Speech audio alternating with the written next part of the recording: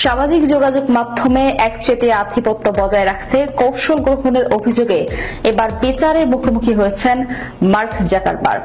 বিশ্বাস ভঙ্গের এই মামলায় গতকাল সোমবার মেটার প্রতিষ্ঠার বিরুদ্ধে বিচার কাজ শুরু হয়েছে। এদিন ওয়াশিংটন ডিসির ফেডারেল কোর্টে মামলায় সাক্ষ্য দিতে হাজির হন মেটার প্রধান নির্বাহী জাকারবার্গ। খবর বিবিসির। মার্কিন ফেডারেল ট্রেড কমিশন 2020 সালে প্রথম মামলাটি দায়ের করে। অভিযোগ করে যে মেটা ইনস্টাগ্রাম ও হোয়াটসঅ্যাপ অধিগ্রহণের মাধ্যমে সোশ্যাল মিডিয়া বাজারে অবৈধ আধিপত্য প্রতিষ্ঠা করেছে।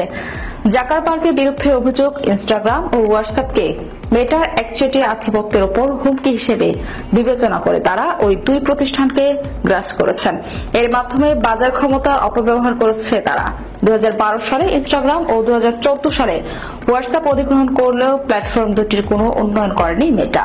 ফেডারেল ট্রেড কমিশনের দাবি, প্রতিদ্বন্দ্বীদের হুমকি মনে করে মেটা সেই দুটি প্রভাবশালী সামাজিক মাধ্যমকে কিনে নেয়। মামলার প্রমাণ হিসেবে 2011-12 সালের অভ্যন্তরীণ ইমেল উপস্থাপন করা হয়েছে, যেখানে ইনস্টাগ্রামকে প্রতিযোগিতা ঠেকাতে কেনার পরিকল্পনার ইঙ্গিত পাওয়া যায়। জাকারবার্গ এসবই মেইলকে তখনকার প্রাথমিক আলোচনা হিসেবে দেখাতে চাইলেও আদালত এখন বিষয়টি গুরুত্ব সহকারে বিবেচনা করছে। প্রযুক্তি বান্ধব ডোনাল্ড ট্রাম্প দ্বিতীয়বার প্রেসিডেন্ট হলে মামলাটি বন্ধ হবে বলে জাকারবার্গ আশাবাদী ছিলেন, কিন্তু বর্তমান পরিস্থিতিতে সে আশায় ভাটা পড়েছে। মামলায় হারলে মেটাকে ইনস্টাগ্রাম ও হোয়াটসঅ্যাপ বিক্রি করতে হতে পারে, যা প্রতিষ্ঠানটির জন্য বড় ধাক্কা হবে।